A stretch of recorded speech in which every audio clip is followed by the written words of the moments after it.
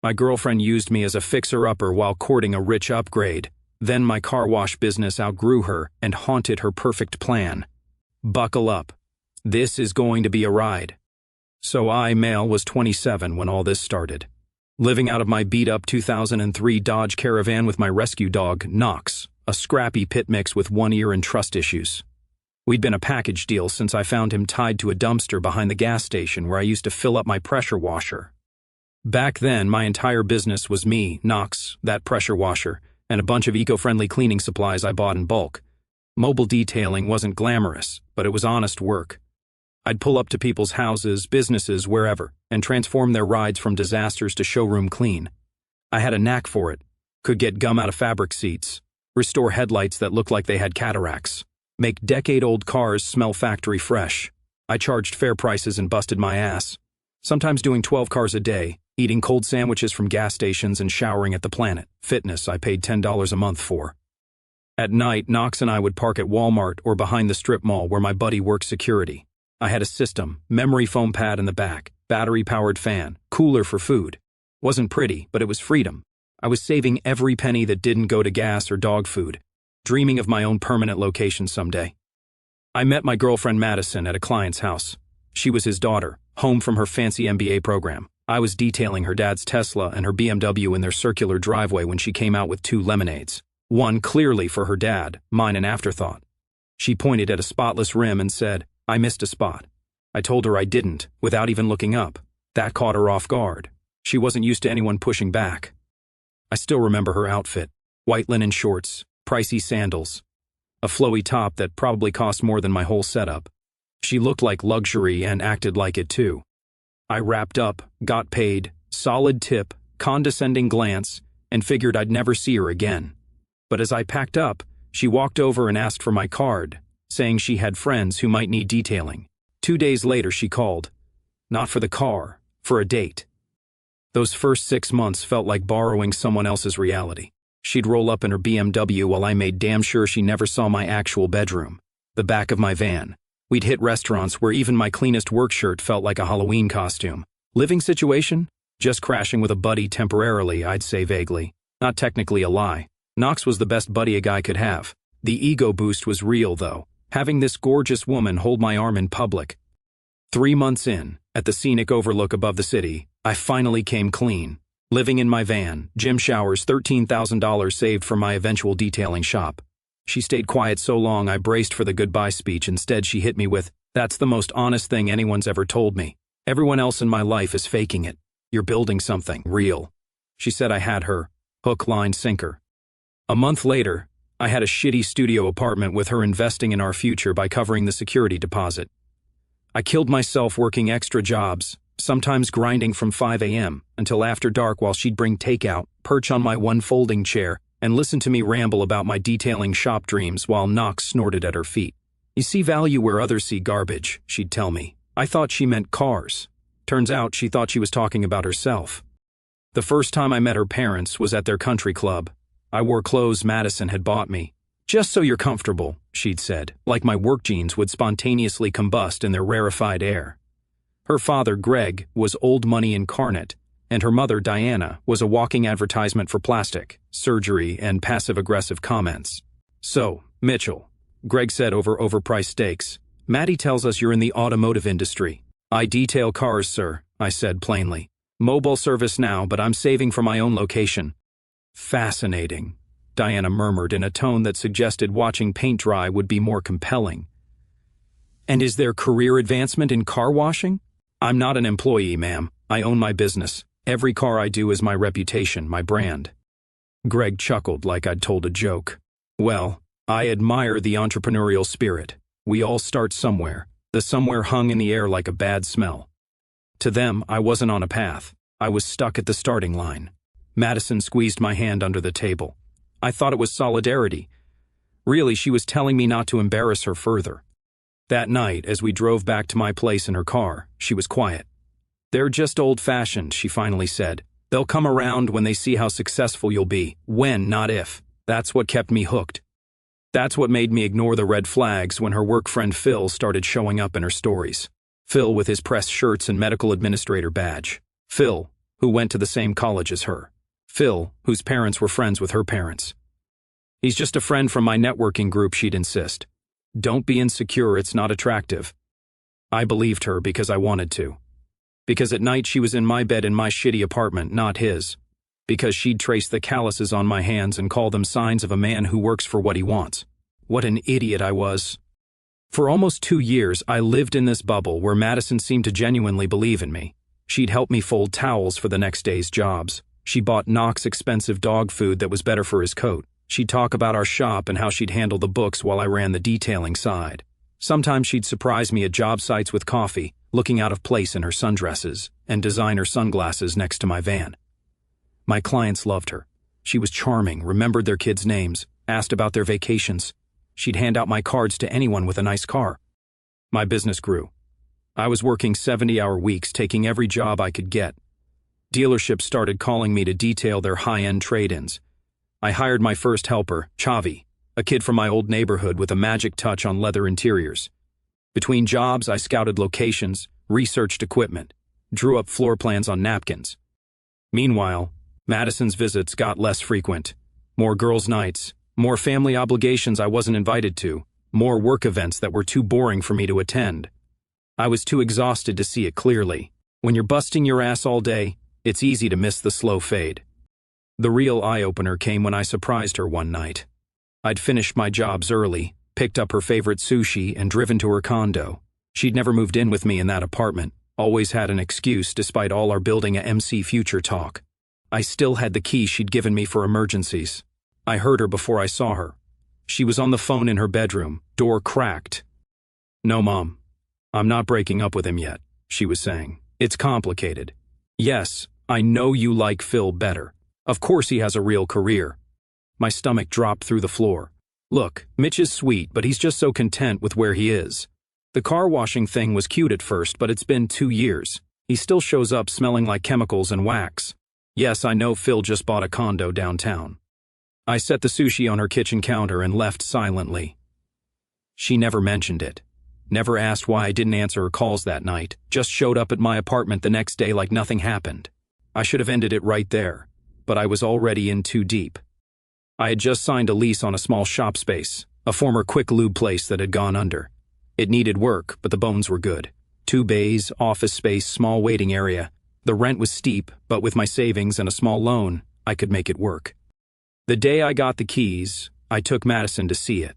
I was so proud, practically vibrating with excitement. This was it, my dream taking physical form. "It's smaller than I expected," was her first comment. "It's just the beginning," I said, refusing to let her dampen my spirits.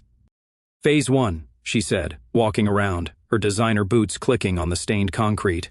"What's your business plan?" she asked. "Your growth strategy? Have you done market research for this area?" All the MBA buzzwords she'd never bothered to mention when it was just me and my van. "I have 15 regular clients ready to follow me here. 3 dealerships that want weekly service contracts, and I'm the best damn detailer in the city," I said. "That's my business plan." She sighed like I was a child who couldn't grasp basic math. "Mitch, you need proper projections, forecasting. This is a big commitment." "I've been committing every day for 3 years," I said quietly. "Every car, every client, every sunrise, I was already working. This isn't new, it's just more visible now." She didn't get it. To her, success was PowerPoints and investor meetings. To me, it was the deep satisfaction of turning something neglected into something beautiful again, of standing back and seeing the transformation you created with your own hands. A week later, she invited me to her parents' anniversary party. Another country club event, more rich people judging my existence. But this was important to her, so I rented a suit and showed up with flowers for her mom. That's when I met Phil in person.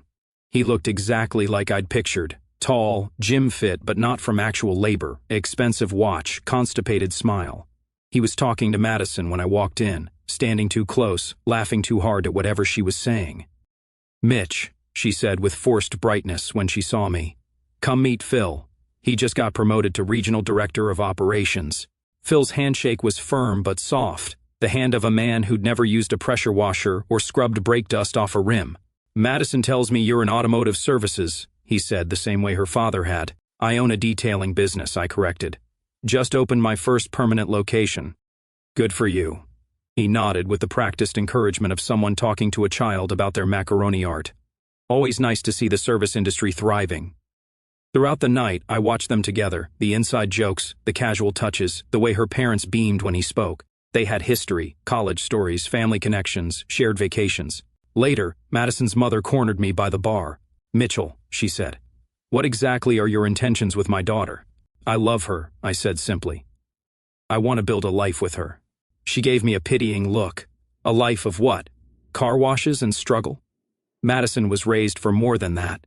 "With all due respect, ma'am, your daughter is an adult who makes her own choices."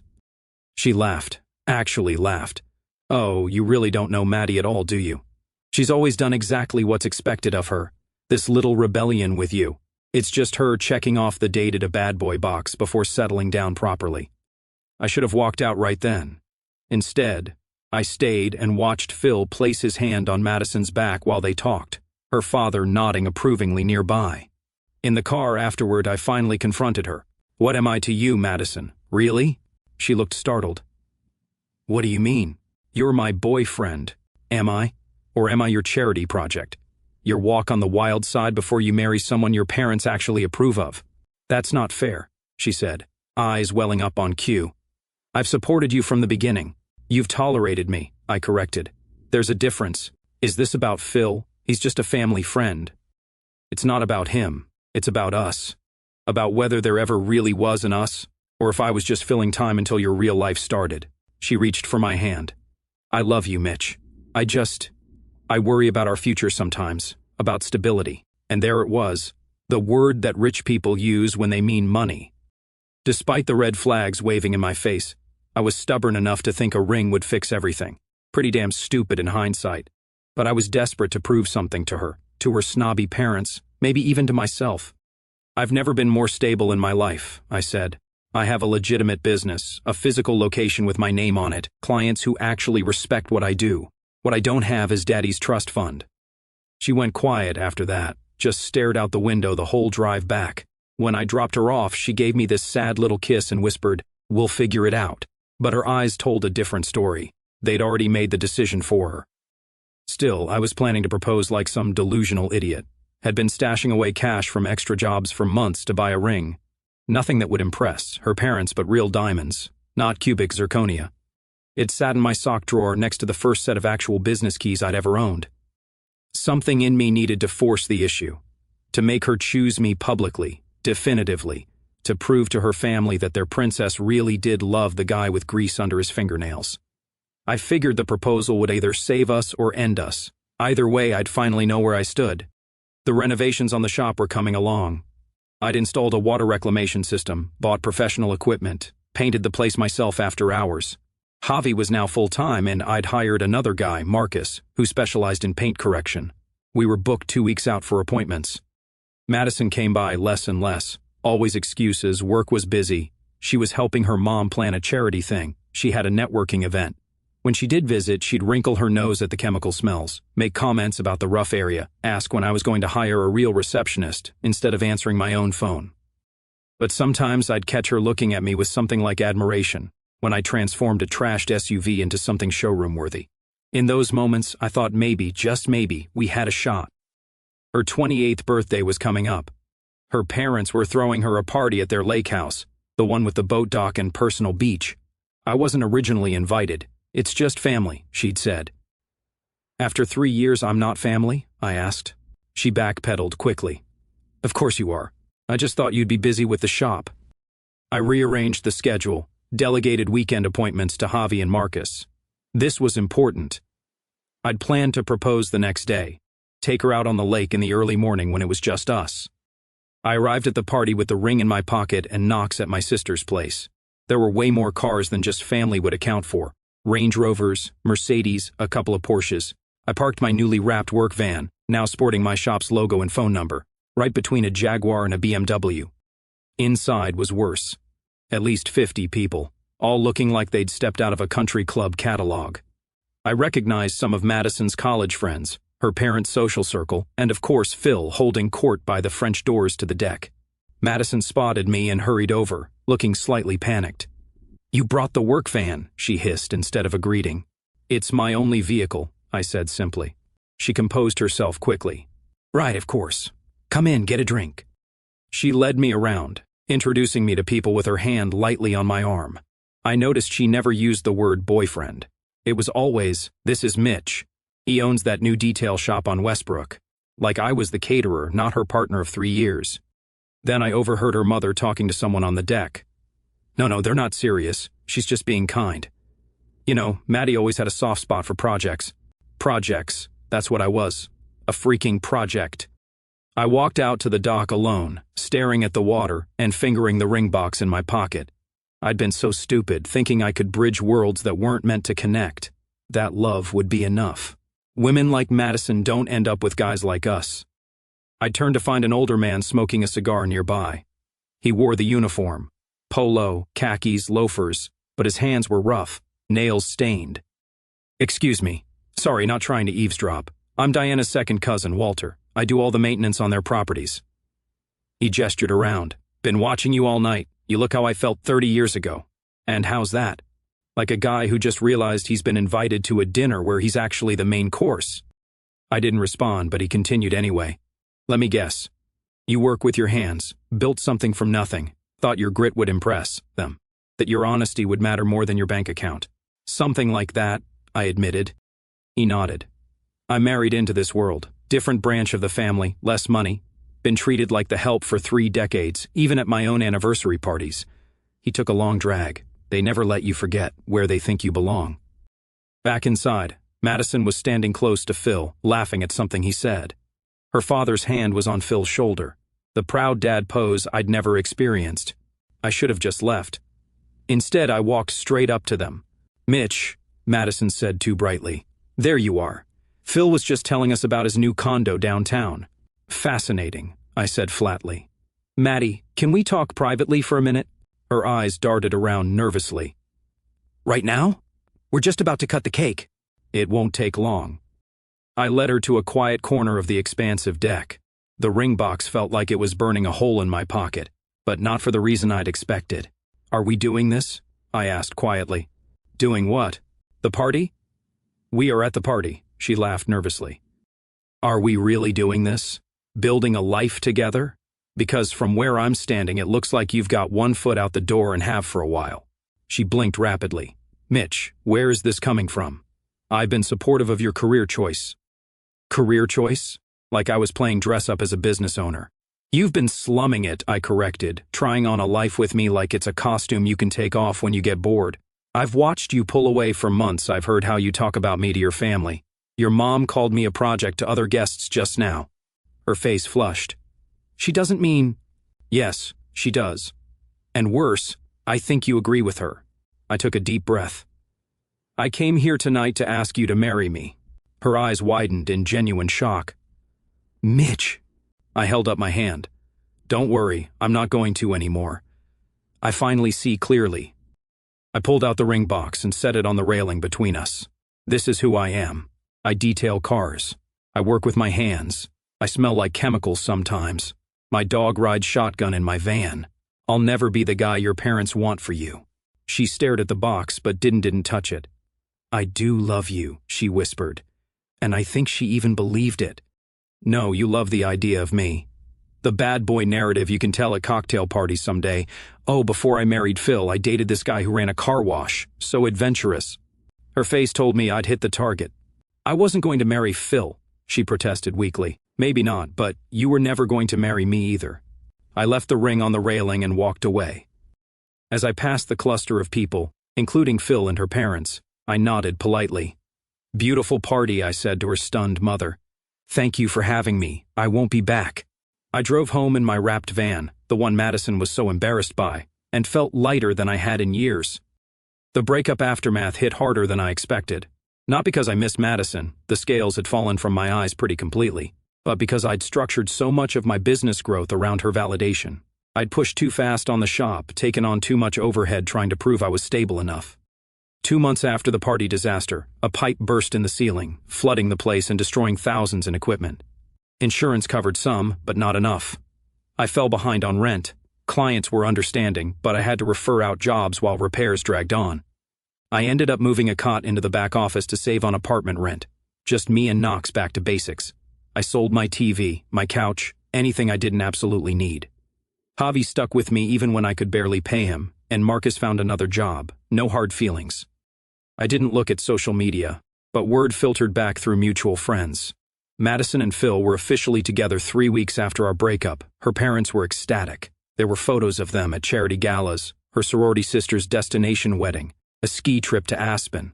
Meanwhile, I was showering in the shop sink and eating ramen heated in the microwave we kept in the waiting area. Then one night, as I was sleeping on my cot with Knox snoring beside me, I made a decision. I was done chasing validation from people who would never give it. Done trying to prove myself worthy of worlds that would never accept me. I was going to build something on my own terms. The next morning, I called the landlord and negotiated. The shop location wasn't working. Too expensive, wrong clientele. I needed out of the lease. To my surprise, he agreed, even returned part of my security deposit. He'd had someone interested in the space for a while, a quick oil change franchise. I went back to mobile detailing, but with a twist. Instead of trying to serve everyone, I focused exclusively on high-end cars, exotic, luxury, collectible, the stuff other detailers were afraid to touch. I'd always had a gift for paint correction, for bringing out depth and clarity that others couldn't match. Now I leaned all the way in. I redesigned my van wrap, sleek, minimal, premium-looking, built a simple website showcasing the transformations I could achieve. Priced myself at the top of the market and didn't budge. And something weird happened. People responded. Turned out guys with $100,000 cars were willing to pay premium prices for premium service. They didn't care if I showed up in a van instead of a storefront, as long as the results were extraordinary. They didn't need fancy waiting rooms. They'd drop off their cars and go play golf. I started turning a profit again. Built a client list of doctors, lawyers, executives who all had one thing in common. They appreciated craftsmanship over flash. 6 months into this new approach, I met a new girl named Alexis. She brought in her vintage Porsche, a car she'd restored herself. Not a status symbol, but a labor of love. She watched me work with actual interest, asking intelligent questions about products and techniques. Alexis was different from Madison in every way. She ran her own architectural salvage business, could talk for hours about the beauty of old growth, timber, and hand-forged hardware. She got her hands dirty. She built things. We started slow, coffee after I finished her car, then dinner a week later. I told her everything up front, about living in my van, about the shop failure, about Madison. No more hiding parts of myself. Sounds like you dodged artillery, not just a bullet, was her assessment of the Madison situation. With Alexis's encouragement, I started looking for a new shop space, something smaller, more sustainable. She actually found it, a former mechanic's garage in an up-and-coming area. The owner was an old client of hers who was retiring. The rent was reasonable, the space perfect. I took the leap again, but smarter this time. Minimal renovations, used equipment I restored myself. No fancy waiting room, just honest work at fair prices. I hired Javi back, then added a third detailer. As business grew, slowly, steadily, we built a reputation as the place for serious car people. Not the status seekers with their leased luxury sedans, but the enthusiasts, the collectors, the people who actually cared about their vehicles beyond what image they projected. A year after reopening, I got a call from Walter, the maintenance guy from Madison's lake house party. He managed properties for her family and needed help with a car collection. A relative had died, leaving 12 neglected classics that needed restoration before auction. He called me because I was the best and could be discreet. The family wanted it done quietly. They didn't want people knowing these valuable cars had been neglected. After confirming Madison wouldn't be involved, I quoted an absurd price for the weeks of specialized work. He didn't even flinch before asking when I could start. Working on those cars was pure joy. Each one told a story. The 1965 Corvette Stingray with cigarette burns in the leather. The Mercedes 300 SL with mouse nests in the engine compartment. The Ferrari Dino with faded paint that came alive under my polisher. I brought in specialists, spent days on each vehicle, documented every step. Word spread in collector circles. These weren't just clean cars, they were masterfully restored, brought back from the brink. The before and after photos were stunning. My website traffic exploded. I started getting calls from serious collectors across the country. 5 months after the family collection job, I had more work than I could handle. I now specialize in resurrection details, taking neglected classics and making them auction-ready. I hired 2 more staff, invested in transport capability, started traveling for special jobs. Alexis and I moved in together, a small house with a big garage where I could tinker with my own project cars. Knox had a yard for the first time in his life. We weren't rich by Madison standards, but we were building something sustainable, something real. I barely thought about my old life anymore. Occasionally, I'd hear updates through the grapevine. Madison and Phil got engaged, bought a house in the gated community her parents had always wanted her to live in. He got a big promotion at the healthcare system where he worked. Picture-perfect life by their standards. Then came the call that pulled everything full circle. Walter again. He sounded tense and urgent, asking for help with something involving Phil. I was ready to hang up. I wanted nothing to do with their world anymore. But he rushed to explain there had been an incident with the car collection. The family had kept a few after seeing my restoration work, and now they were stored at the lake house, Madison's parents' place with a massive boathouse big enough to hold a dozen cars easily. What's this got to do with Phil? I asked. Walter sighed heavily. He was showing off to some colleagues. Took out the Ferrari without permission. There was an accident, minor, but the car is damaged. If Greg finds out again, what's this got to do with me?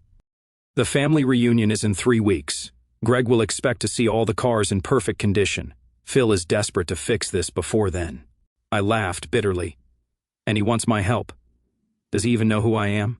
No, Walter admitted. He knows I handled the restoration project, but not who did the work. He just knows he needs the best. Tell him to check Yelp, I said coldly and hung up. But I was curious, so I called Walter back an hour later. How bad is the damage? Front quarter panel, headlight assembly, some undercarriage scrapes. The car is at my workshop now, hidden from the family. I've got a body guy who can handle the metal, but the paint matching, the final detailing, I need someone who can make it invisible. This is a rare color, a special order from the factory. I thought about it. On one hand, I wanted nothing to do with Phil or his problems. On the other, I'll look at it, I said finally. Text me the address. The car was worse than Walter had described. The Ferrari, a 1972 dyno in a rare factory copper color, had significant damage to the front end. Phil had apparently misjudged a turn and hit a stone wall. The headlight was smashed, the quarter panel crumpled, and the custom paint was scratched to hell. Can you fix it? Walter asked anxiously. I circled the car slowly, assessing the damage. The body shop did decent work on the panel, but the paint match is wrong. Too orange. I ran my hand over the repair. The clear coat application is amateur hour. I can see the orange peel from here. Phil stood off to the side, pretending to check his phone.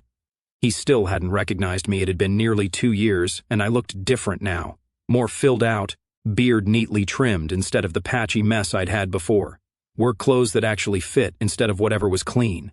How much to make it right? Walter asked. I named a price that made Phil's head snap up. That's insane, he protested. It's just a detail job. I turned to look at him fully for the first time. This isn't a wash and wax, buddy. This is resurrection work, color matching a 40-year-old factory finish, wet sanding the clear coat, blending the new paint with the old so it's undetectable. I'm the only guy in 3 states who can make this disappear. He looked me over, trying to place me. I saw the moment recognition dawned. Wait, you're Mitch? I said flatly. The car wash guy. The color drained from his face. You know each other? Walter asked, feigning ignorance poorly. We've met, I said. I turned back to the car. My price stands. Take it or leave it. Phil pulled Walter aside, their urgent whispers carried easily in the concrete space. You brought him? Are you kidding me? He's the best, Walter insisted. Nobody else can match this paint. There has to be someone else. Not in the time frame we have. The reunion is in 3 weeks. I pretended to examine the damage further while they argued. Finally, Phil approached me, jaw tight. Fine, do it. But I want this kept between us. I looked at him for a long moment. Let me be clear. I don't care about you, your reputation, or your future in-laws' opinion of you. I care about this car. I'll fix it because it deserves better than a hack job, not to save your ass. He nodded stiffly. When can you start? Tomorrow. I'll need the car transported to my shop. Your shop? He looked panicked. Can't you do it here? Not if you want it done right. I need my equipment, my controlled environment, Unless you want to explain to Greg why his Ferrari looks like it was painted with a spray can from the hardware store. He relented, arranging for the car to be delivered discreetly the next morning. I spent the next 2 weeks on that Ferrari, stripped the clear coat completely, color matched the paint perfectly, applied it in thin, careful layers. I worked late every night, sometimes sleeping at the shop. This wasn't about Phil anymore. It was about the car, about my craft. Alexis brought me dinner most nights, sitting quietly while I worked, occasionally handing me tools or making suggestions. She understood this had become personal. 3 days before the deadline, I called Walter. It's done. When they arrived to pick up the car, even Walter was shocked. The Ferrari gleamed under the shop lights, the copper paint so deep and flawless it looked like you could dip your hand into it. The repair was completely invisible, no seam, no color variation, nothing to indicate it had ever been damaged. Holy, Phil breathed, circling the car. It looks better than before the accident. It is, I said simply. He pulled out his checkbook, wrote the full amount without further complaint. This is impressive work. I didn't acknowledge the compliment, just took the check and handed him the keys. As they were leaving, Phil hesitated. Madison doesn't need to know about this. I looked at him evenly. I haven't spoken to Madison in 2 years. I don't plan to start now. He nodded, relieved. Thank you. Don't thank me, I said, turning back to my shop. Just don't drive cars you can't handle. I thought that would be the end of it. I was wrong. A week later, Walter called again. Greg loved the Ferrari, said it's never looked better. Good, I said, not particularly interested. He wants to know who did the work, says the rest of the collection needs to be brought up to the same standard. I paused. Did you tell him? Not yet. That's why I'm calling. This could be a big contract, 6 more classics, full restoration details. But it would mean working with Madison's family again. Yes. And eventually she'd find out. I thought about it. The work would be incredible, the kind of cars most detailers only dream about. The money would be enough to expand the shop, maybe open a second location. Tell him it was me, I decided. If he still wants me after that, I'll consider it. 2 days later, Greg called me himself, way more humble than I expected. He said he'd heard I was the one who brought the collection back to life, especially the Dino. Told me he'd had shops from New York, LA, even Europe work on those cars, and none came close to what I'd done. Then he offered the whole collection, full overhauls, no budget limit, dream gig. But I had to ask if Madison knew he was calling. She doesn't, he said. I'd rather keep it quiet until after the wedding. So yeah, the wedding was on. I told him I'd take the job because I love the work, not because I'm trying to sneak in through a side door. If Madison or Phil couldn't handle me being around, that was their problem, not mine. He paused, then said, When can you start? The contract was massive, the largest my company had ever landed. I hired 2 more specialists, bought new equipment, even leased a transport trailer. For the next 3 months, we worked exclusively on the Reynolds collection, bringing each vehicle to concours-level perfection. Word spread in collector circles. My before and after photos went viral in car communities. Suddenly I had waiting lists, people flying me across the country for consultations, offers to detail for museums and high-end auctions. I was polishing chrome on the last Mercedes when Madison and Diana walked in and froze mid-conversation. The look on Madison's face when she realized her father had hired the car wash guy to restore their precious collection was priceless. When she asked why her dad would possibly hire me, I didn't bother looking up from my work. Just said, because I'm the best, and suggested she ask Phil about the Ferrari. Watching the color drain from her face as she connected the dots about the accident he'd hidden from her family was almost worth all the pain.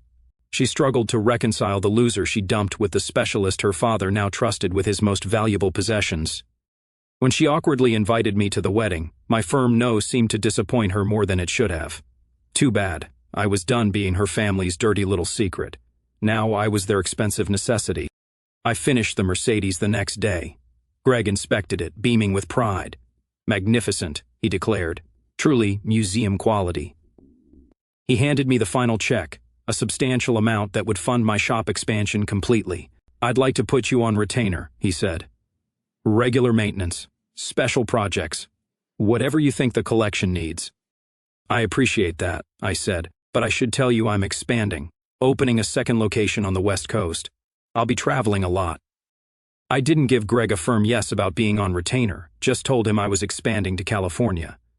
The man who once thought I wasn't good enough for his princess now wanted to work around my schedule. Funny how life works. Walter caught me loading equipment, grinning about how far I'd come from the van with magnetic signs. Still have it, I told him. Just added 5 more and a fancy transport trailer. Business is good. He casually mentioned how Greg now bragged about me at the country club. The same guy who wasn't good enough for his daughter was now his prized specialist. He showed off to friends. Oh, and by the way, the wedding was postponed again. 3rd time. Phil was having professional difficulties, his precious merger falling apart, bored looking for someone to blame. I pretended not to care. 2 weeks later, Diana called me in California. She needed a favor. The irony was delicious. The wedding was rescheduled. Phil's company car got repossessed, causing quite the scene in their pristine neighborhood. And Greg was letting him drive the Ferrari to the ceremony, but only if I personally inspected it first.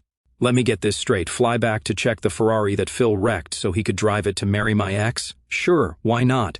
I'd be there 3 days before the wedding, not for the money. The lake house was chaos when I arrived. Decorations half assembled, Diana barking orders. The Ferrari was fine, just needed a quick polish. Then Madison appeared, exhausted with dark circles under her eyes. She apologized for not seeing what I was building. I told her she saw exactly what she wanted to see. When she asked if I was happy, I thought about Alexis, our house, Knox, my business. Yes, very. Greg burst in about some emergency board meeting Phil couldn't miss on their wedding weekend. If he missed it, there would be consequences. While I finished with the car, Madison got a call. Phil was suspended pending investigation, financial irregularities. They were auditing everything. I slipped out, finding Walter on the patio. He confirmed Phil had cut corners, fudged numbers. Classic case of ambition outpacing ability. Wedding postponed indefinitely. Phil quietly fired a month later under the corporate euphemism of pursuing other opportunities. 8 months later, Madison showed up at my California shop. Simpler clothes, less makeup, hair natural. She'd seen us featured in Car and Driver. She wasn't with Phil anymore. The worst part, her parents had completely turned on him once his career imploded. The guy they'd pushed on her for years suddenly wasn't good enough. She finally realized they never cared about stability. When she asked what I'd learned about myself, she looked at me with regret, admitting she'd wasted years chasing the wrong things, letting go of someone who knew what mattered. I told her I was with someone incredible, building something real. She mentioned Walter had told her about the Ferrari, how I could have exposed Phil but didn't. I shrugged. The car deserved better. She smiled sadly. So did you, she said.